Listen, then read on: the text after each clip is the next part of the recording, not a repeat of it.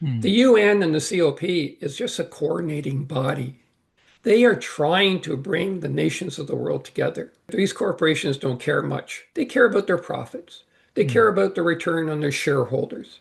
Persian Gulf states. Hmm. They're the prime example of petrostates. If you look at, for example, Saudi Arabia, they put a lot of renewable energy in. There actually is no UN demand that they stop producing oil. The lies are constant. The propaganda is constant. They'll get their own so-called scientists that will back up what they're saying.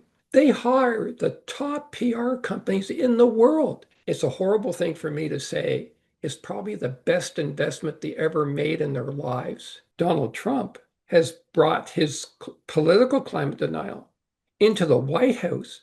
I am looking for the climate deniers. I want to see what they're saying. And if I see some important ones, I want to challenge them. If you interact with this mechanical beast, they sound like you're chatting with your buddy.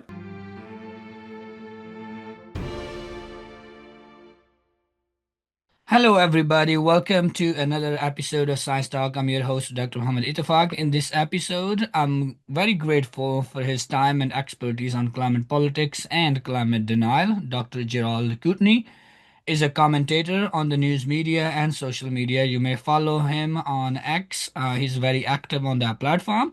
Talking about more of the politics and the climate crisis. He has authored two books. That's what I've been seeing, at least maybe more than two. He can tell us later. Carbon Politics and the Failure of the Kyoto Protocol and Climate Denial in American Politics. Hashtag Climate Brawl. He has a PhD in chemistry and was an adjunct professor at the University of Northern British Columbia, where he taught the graduate courses Climate Change and Global Warming. Gerald is an elected fellow of the Royal Canadian Geographical Society. Without further ado, Dr. Gerald, welcome to Science Talk. I'm very glad to be here.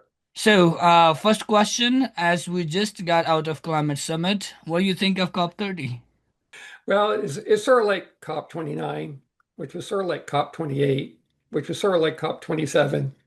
Uh, People are very harsh on the COP process. And in fairness, I'm not sure most people really understand it and the limitations that it has. The UN doesn't control what comes out of a COP meeting. It's the nations that are members that determine it. Mhm. And so people get really mad at the UN and say, oh, what a lousy COP, and why did they do this and why did they do that? The real question is, why did the nation members do this and do that or not do that? Generally, also with the COP process, people don't even know what it is. Mhm. It's the official name is Conference of the Parties, but it's really treaty negotiations. And most of those negotiations happen behind the scenes. The Mhm. UN and the COP is just a coordinating body. They are trying to bring the nations of the world together.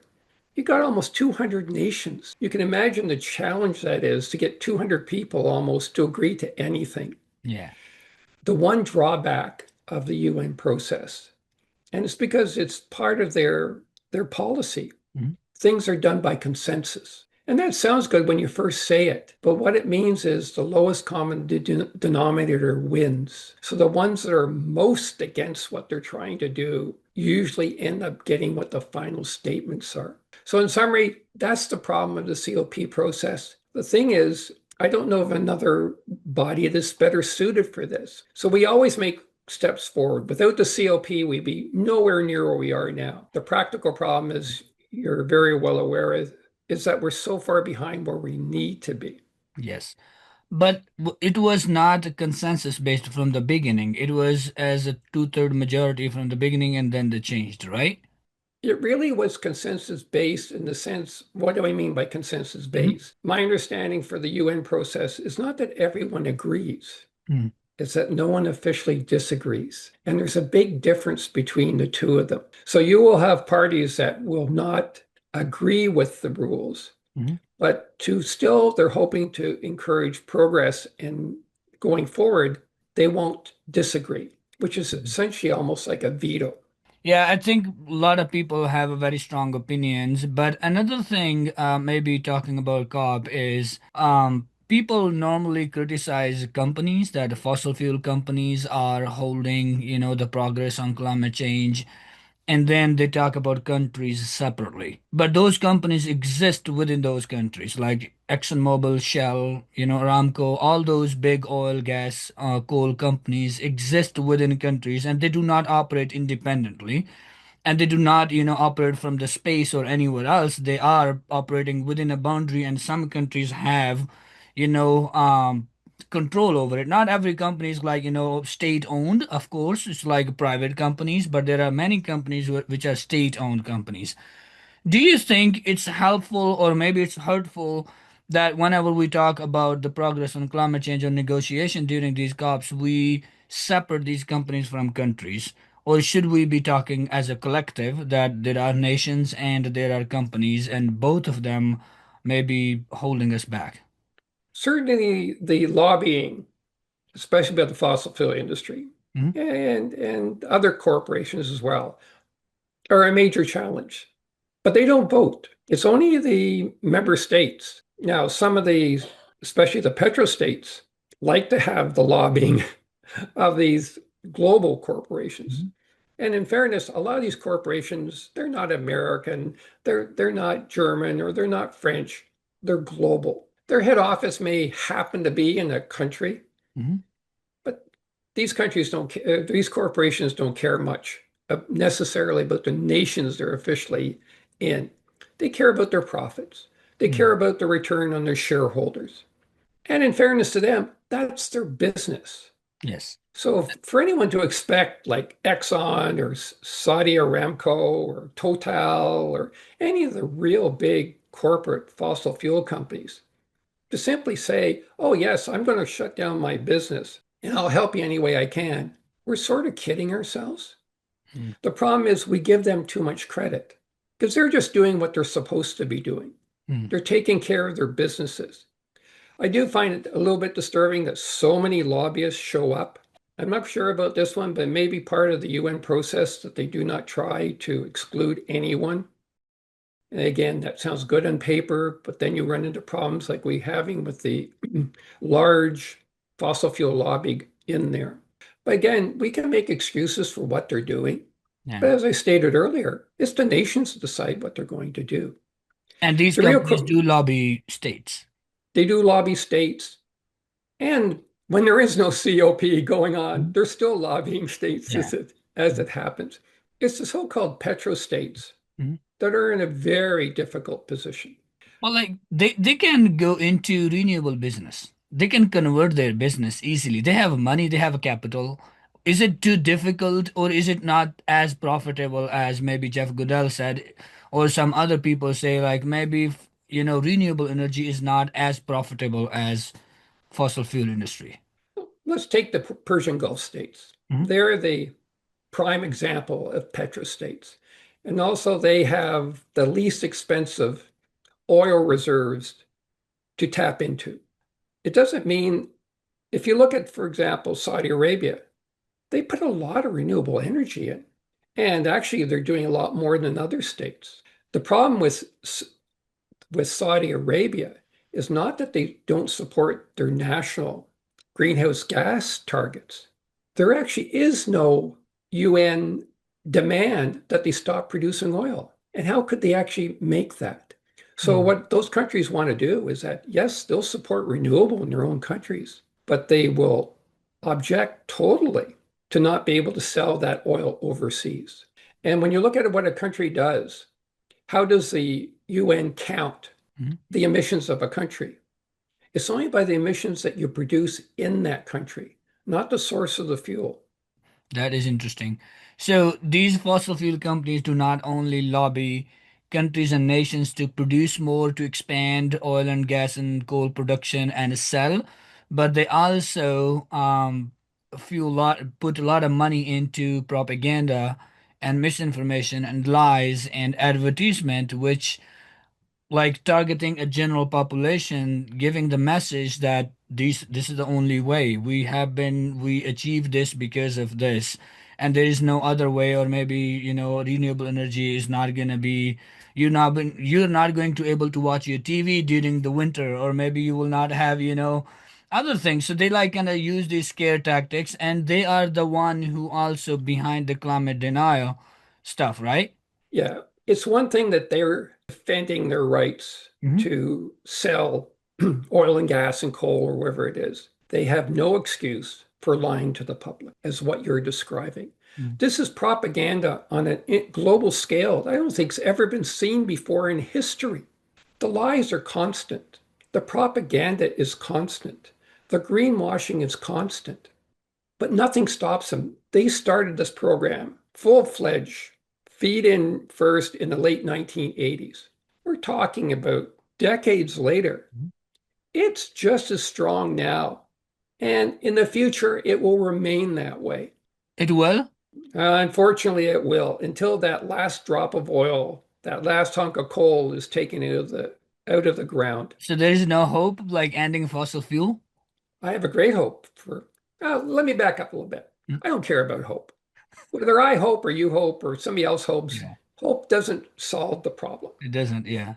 Action does. Our actions do.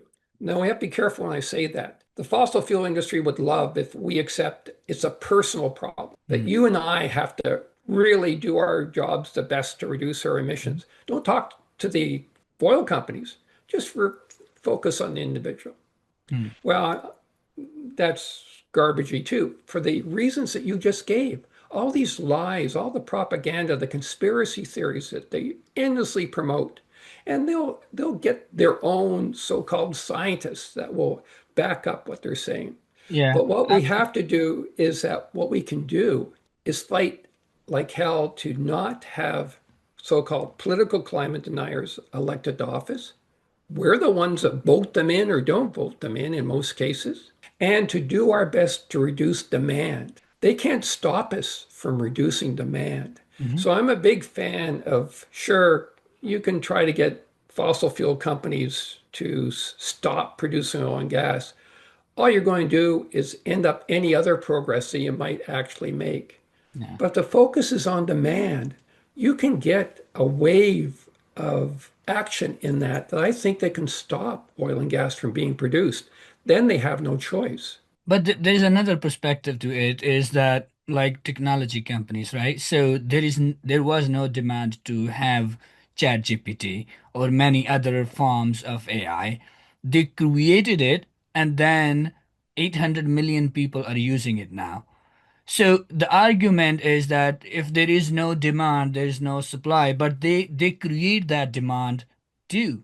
That isn't that a problem? Like they have so much oil produced, it's stocked somewhere, and now they say like, yes, somebody will buy it, and there is a market out there, and you can't control every single human being or every single country in the world not to buy something which is already out there. It's cheaper than many other things. Maybe they're offering other things, and they're too worried about, their economy or other things, and they don't see the long term future of it. So like if we reduce the demand, that's a very personal, individualized action. And how do we motivate people, everybody, to buy electric car, not to use, like maybe install solar panel for your home, or like go vegan, or like all of these action-oriented things? It's very hard to convince people because Thanksgiving here, a lot of people not going back to their families because they don't want to have these conversations at the dinner table. So how do we convince people to reduce that demand? You're summarizing the situation very, very well. This is a challenge we face because you and I both live in democracies, so that means we can't just force people to So do far, yes. So whatever we far, we're want. living in a Yes, so democracy. far. Yes. I'm a little bit ahead of you up in Canada, but No, no worries. You're 51 state hours. So don't. yeah. Oh, now you're getting nasty. The one thing, though, is that everything you say is true. That doesn't stop us from trying. I am a firm believer that for this to succeed, the corporate world generally has to accept this. Not just the fossil fuel industry, but the Mhm. car manufacturers, the AI companies, the uh, Amazon. It doesn't matter who you got. Mhm. And it it's almost like a snowball starting to go down a hill. It's slowly gaining traction, It is, yeah. but we need that to run on its own. Mm, When the corporate world starts demanding this, now, when is that going to happen? That is very hard to identify, mm, but we keep on pushing. The shareholders of corporations, which are made up of individuals, push more for that as it goes along. So we just have to keep that up. The one thing that's been very, very difficult, again, for the reasons you discussed earlier, the propaganda and lies and everything else that's been told, especially by the major oil companies, is very professionally done. yeah, They hire the top PR companies in the world, and they'll spend millions of dollars to save $1 trillion industry as far as they see it. It's a horrible thing for me to say. It's probably the best investment they ever made in their lives yeah. because it's so well done. People look at this, face it, you and I know what the science Mhm. says about climate change. Most people don't Yeah, understand science that well. What's really bad is when it changes from a few individuals, it starts, climate denial falls into politics. We have a little bit of that in Canada, without a doubt. One of our major opposition parties is full into climate denial. In the US, especially, it's become embedded within the GOP, the Republicans, for over 2 decades.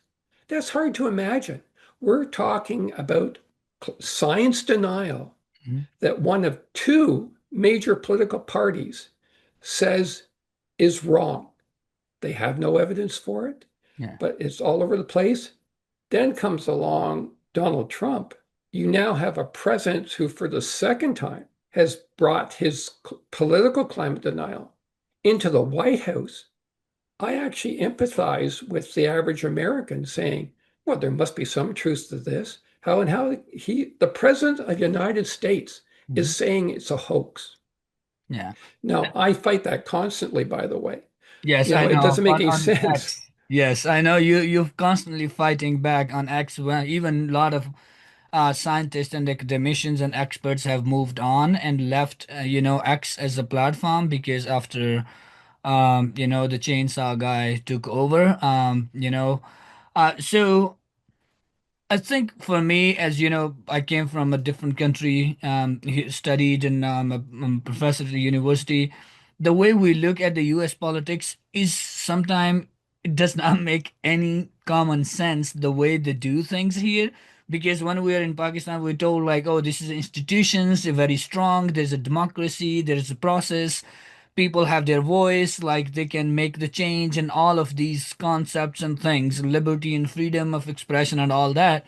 But when we ended up here, and you see the scale of how the government and these institutions have been hijacked by these lobbyists, it's mind-boggling to see like this country has the highest literacy rate in many different ways.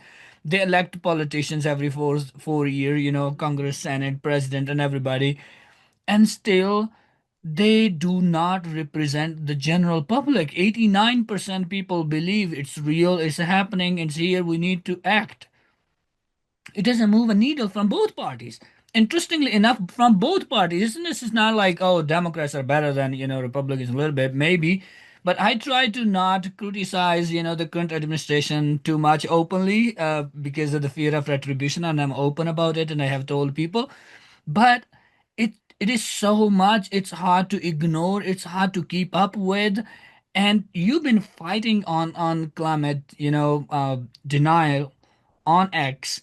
And now I want to ask you, in your book, you describe, climate politics and climate crisis. What is unique you find about something in the US politics which we cannot find anywhere else? That's a cute question. I like that one. Generally, what we're seeing in the US Mhm. wasn't just created in like a couple of years of Donald Trump or the GOP or whatever. It's a lot of it's always been there. And if you ever notice, you know, I live in Canada, so Mhm. I watch this closely from the outside. Most of the supporters of whether it's a MAGA group or the extreme religious right, these sort of fringe groups have always been there, but they had no way of communicating well. And so they sort of stayed on the sidelines. Well, that's where social media changed everything. Anybody can make a post saying anything they want, Yes. and literally millions of people are going to see it. Yeah. And within those millions, there's a few members of that fringe group. And what happens with not just extreme in the US, but generally the right agrees more strongly. They're more reactive than the left is. They're loud. Uh, and they're loud. And that's not a criticism. That's actually a compliment. Mhm. Like you mentioned how I stayed in X. I'm also on Blue Sky, but most of my work is on X. Mhm. And that's because I am looking for the climate deniers. I want to see what they're saying. And if I see some important ones, I want to challenge them. And that's a very important thing to do as I see it, or else they just roam completely freely as it goes Yeah. on. And so, again, populism is, I cannot believe it. Populism's turned into a dirty word in the last decade or so. I thought populism was supposed to be a good thing. Politicians are supposed to be more like the general person out there and really, they're going to help the average uh, middle income and lower income. And boy, that's a great way politics should be. Not just in the US. It may have started in the US, but you see it in the UK. We see it a little bit in Yes. Canada. This has turned into a radical Yeah. group Yeah. that India, the India, Brazil, even in Pakistan, many other countries. Yes, it's on the rise. Yeah, exactly. And so trends are trends. Hmm. We're stuck in the trend going the wrong way. How long will it start going back? I don't know. We may be at the cusp right now. Yeah. If we're not at the cusp right now, and it's going to get worse in the next decade, it's really scary. Yeah, and I think I agree that these groups were there, but they were not platformed, they were not mainstreamed, and they were not normalized. Now everything is being, platformed. They have a voice, it's a very loud one, and they're being normalized. It's being normalized, and they're having big voices and platforms, and I think it's all over now. But like that's the one challenge that you find these, deniers and debate or give a counter argument or perspective. But like, how do you fight algorithms? Because like you can fight people. Like here's your argument, here's my argument. People can see it, but algorithm is gonna amplify that voice higher than yours. It's gonna get more engagement, more reaction, more shares than your post. And maybe a person has like literally 300 followers, but is a kind of blue tick member. And you have 80,000 followers, your post is going to be seen by 20 people, his post is going to be seen by 1 million people because that is where the engagement in negativity, in misinformation. So these platforms actually making a lot of profit out of it because when Elon Musk bought $44 billion X, everybody thought like he's crazy, he's gonna bankrupt, he's gonna, like become the poorest guy. He's gonna be on the road in next few years. Look at that. It's surviving, the platform is thriving and all that. And what do we do with that? How do we deal these algorithms and the way these companies are designing? X is certainly the most famous one that's most blatant. Mhm. And face it, Facebook followed. I mean, they get rid of their fact checking policy. yeah, Musk doesn't really hide it. Mhm. He's He out learned from his there. boss. He learned from his boss. Yeah. And you're right about the blue tick. I will rot before I pay 1 cent for a blue tick to someone like Elon Musk. There's a price to pay for that because as you said, if someone's got 300 followers with a blue tick, and I have no blue tick and Mhm. 70,000 followers, and the other person will post literally the dumbest thing you've ever heard of, Yes. and 1,000 people will Mhm. click that like button. I will do the same if on a good day I might get 150. Then if you look at the AI chatbots, Mhm. they're in coming out more and more. And you brought this up before. The infamous one in X, of course, is grok. They all sort of sound the same. If you talk, what a thing for me to say. If you interact with this mechanical beast, they sound like you're chatting with your buddy. Yes, I That's have what, chatted about climate with them. Yes. and and they'll say, "Oh, that's a wonderful idea. I'm Mm. so glad you brought it up. Yes. And here are some useful things that you may wish to Yeah. know." Yeah. Okay. And sometimes they actually do provide information that's useful, but they give you that information of who you are. Mhm. I can pose a question as a climate denier, and it will support my climate denial. Absolutely. I can ask it for help for more of a science supporter. It will give me that. Hmm. The one thing I do to that I've started to do to try to increase the engagements Hmm. of that barrier that you described with the blue ticks. I went to Grok. I said, here's my X profile. You give your name and you Yes. got Yes. a little phrase afterwards that says who you are. And it will help you. Honestly, isn't the right word, but it will help you to increase your engagements. My engagements were getting so bad on X. Mm. It was pitiful. I never remember being so low. So I have tried to listen to Grok when it came to my X profile. Mm. And it's actually been a little bit helpful. If you look at something like Grok overall, because it is a very biased, it will say things. I actually use Chat GPT and Copilot from Microsoft and Gemini from Google, and they'll usually give you similar results to say that Grok was wrong. Mm. So you have to understand what I just said. I would go, I actually, and then this really sounds insane, and maybe it is. I start having a thread with Grok, and we're fighting back and forth. Mm. And so I'm not talking to a human, Yes. I'm talking to a friggin' machine. Yeah. Of course, most of the deniers I talk to, literally, a lot of them are not human. Mm. And even the ones that may officially be human, I don't consider to be very human anyway. And so I do this for a while. And then I actually get the other AIs out there to say that Grok is wrong. And so, can I win against Grok? Well, sometimes this is really irritating. It says, "Oh, you're so right."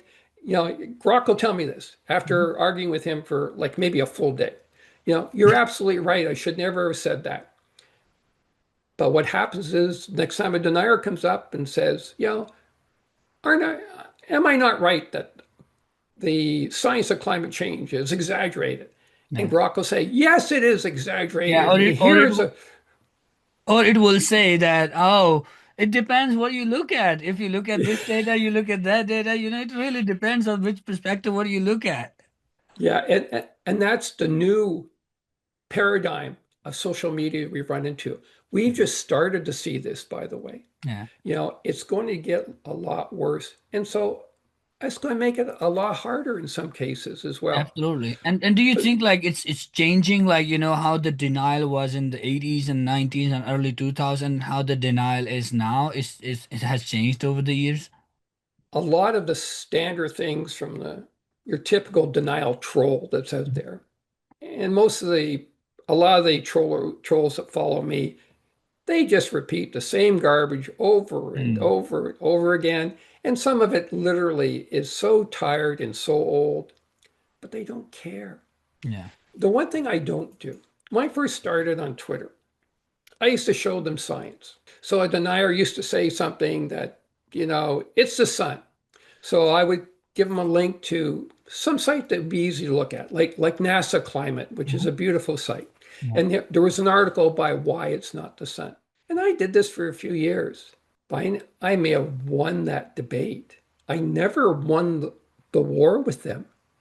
They don't care. They don't want to hear the science. What they want to do is they want to argue with you. Yeah. So I put up a thing and saying, "Oh, you're wrong. It's not the sun that's causing modern climate change." Well, then they say, "What about this? What about Mm. this? What about this? What about this?" And I stood back and said, "What in hell am I doing?" Mm. So I don't debate any climate deniers anymore. Yeah, What I want, yeah, one before this interview I was watching, like some Nelson or somebody you debated 3 years ago. yeah, Tom Nelson. Yes, I was like, why are you doing that? I mean, like the person like gonna keep throwing at you stuff and keep throwing at you. What about this? What about this? What about this? So it was like it's like a common sense stuff you can look up for, like from NASA, NOAA, EPA, other websites. I mean, I don't know if they're still alive or not, but or they will be alive in next 4, 10 years. But right now, so like I think so you debate like these trolls and these climate deniers on X, but you just said like you stop debating. Is it a people in real life, like in a show or anything like that? Well, what I stopped debating is I try to put the onus back on the denier. When I have my debate with Tom Nelson, by the way, he's actually quite cordial. And Mhm. I know what I'm getting into. I'm on his platform, right? So he has all the advantage. He's asking the questions. But at the same time, his audience is the one I want to speak to. It's not really Tom Nelson. Mhm. This is a great interview we're having today. But I'm sure most of your followers are not climate deniers. No, they're And not. so the Yes. ones that they're going to say, yeah, yeah, that's great. I totally support what you're saying. But those 48% of the US population that supports Donald Trump Yeah. is still saying, that's bull. Our Mhm. president says it's a hoax. And why should we not believe our president? Yeah. And so what I'm trying to do, and I'm not quite sure how effective I am, but this is a stance I've had for the last 4 or 5 years. I'm trying to discredit them. I'm trying to discredit their sources, Mm. and I'm trying to discredit their posts. Mm. And the whole intent is that I know I'm not going to change their minds. Yeah. I'm not going to change Tom Nelson or any of the other high profile climate deniers out Mhm. there. But there is thousands, maybe hundreds of thousands that are listening to those podcasts. Yeah. And if I affect one, I'm thrilled. Yeah. If Absolutely. it's more than one, I have gained.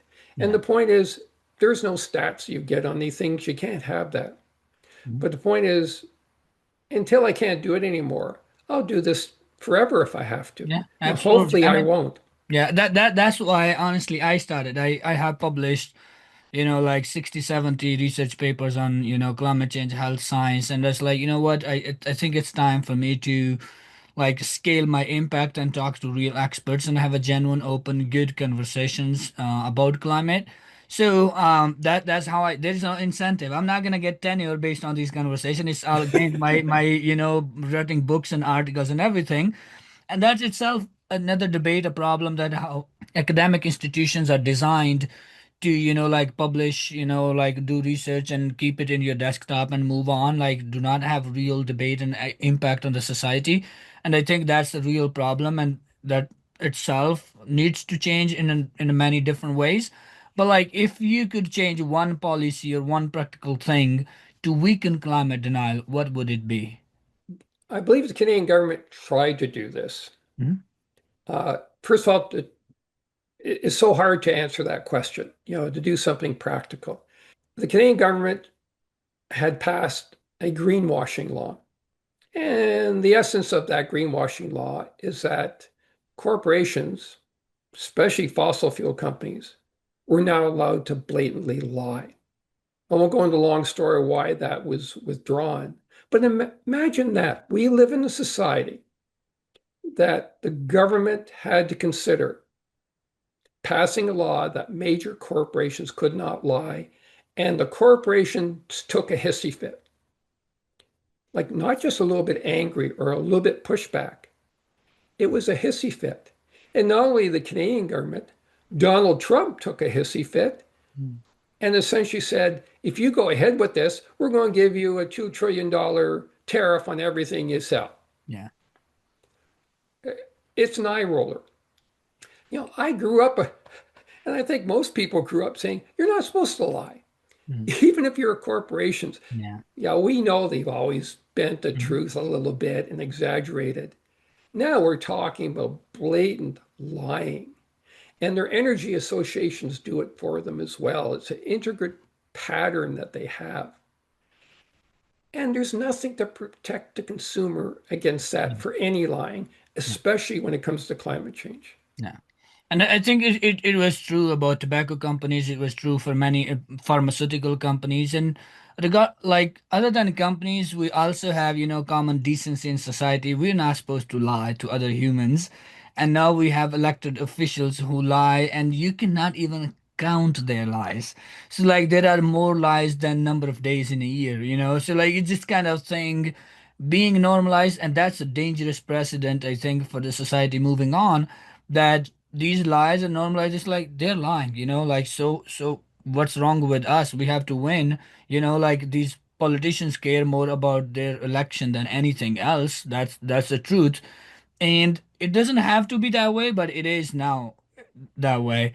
Is it like Canada a little bit better still when it comes to climate change policies and denial and other things than the US? And I think it's a question. It's maybe a stupid question, but like many other countries are much better than the US right now. But like in general, forget this government doesn't exist in the US. Um, Minus that, is overall Canada like much better shape, or like you guys have your own problems and want to become our 51 state? Just want to say, ask you. Well, we certainly don't want to become the 51st state. Our prime minister has the famous elbows up, which is a Okay. Canadian thing that essentially means screw you, US. Uh, sorry, not US, Trump. But we figure he won't give us a tariff if he doesn't know what the elbows mean. So we've taken that route. Going back to what we were talking about before, it seems to become ingrained in populism. Political parties have always wanted to win. It's certainly true more and more in all countries. It's been in the US for a while. They will now do anything to win. Mm, yeah. And besides committing a capital crime, they are willing to do anything to win. Mm, Gerrymandering of electoral districts, for example. We get that a little bit in Canada, but it's nothing like what you have in the US where the electoral map becomes a mhm, joke. yeah. Insisting that people have a voting card before they can vote means you automatically have eliminated a block of people that don't have any such thing. Mm, And it's not that they're illegal immigrants, very low income people don't always have the IDs that are being identified. mhm, We have some of this in Canada. Uh, it's sort of like a mini me compared to what's happening in the US. So it's certainly nowhere as bad. What is astounding to the outsider, and it should be horrible to what is happening within the US, is so accepted. mhm. Yes. Like no one's hiding this. Yeah. This is in plain sight. Mhm, And again, the right wants to win however they win. It's not just the political parties. yeah. The Republican Party has gone so far to the right, it's unrecognizable than it was back in the days of even Ronald Reagan when this all really started. We have the same thing here in Canada. This polarization isn't right. Mhm, Partisan politics yeah. has blown up. It There's has. no such thing as Everything, every issue, like we were talking, you mentioned like it's hard to get 200 people to agree. I think it's even hard to get two people to agree on something these days. It has become so divisive, in every shape or form, like vaccines to science to climate, the things which everybody care, like everybody wants to stay healthy and live healthy. And now we have, not haha but maha. So like it's kind of, everything is becoming something which you do not believe that you're living in this reality. And you like many times a day, honestly, you question like, is it still real? Or like, are we still doing it? Like, it's hard to bring your head around these issues. But I want to ask you another question around, what is something related to climate denial you think is still missing from the mainstream discussions when it comes to climate politics and climate denial? the one thing that's, I believe, an answer to your question is they always talk about the silent majority. whether there is a silent majority in the US, there's certainly a great number of silent people. It may be very close to the majority. People feel uncomfortable Mhm. raising issues. Yes. But the one thing that they have to understand when you're dealing with a literally an evil movement, and climate denial is just as evil as you're ever going to get, you're an enabler by being silent. Yeah. Being silent in the face of evil is a horrible thing to do. Yeah. You have to speak out. How you react to it is up to you. I'm not ever going to tell someone, well, you should do this. Yes. You Yeah. know, you have to buy a solar panel or you have to get on X and attack a climate denier. But you have to do something. And it's not just for one day. You should be doing this all the time. Yeah. If that silent majority ever got its act together, like the right has, and again, this isn't criticism, this is Yeah. how they do better. Yes. Why the Republicans are so good at this and the Democrats are so lousy at it. You have to stand up and make your voice heard. If Mm. you don't, we're all screwed. We And are. by the way, that's an important point. Mhm. It's not the left that is screwed by what's happening.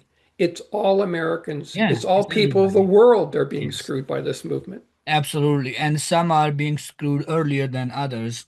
Pakistan and many other countries, like Jamaica recently, we saw that hurricane. Yeah. And some are more devastated than others. And again, these tech bros and rich people are maybe will be fine in hiding in their bunkers. I don't know. But it's the poor, vulnerable and poor nations in the world are suffering the most first, and the most, and the rich nations will be next. There is no escape from this crisis. So thank you so much for your time. Appreciate that. It was fun conversation. I hope audience will like that too. But how you think about the conversation, please let us know through comments. I normally don't get many nasty comments, but there are some here and there. But you have to have a thick skin if you're going to talk about these issues. So thank you so much, Gerald. Appreciate that.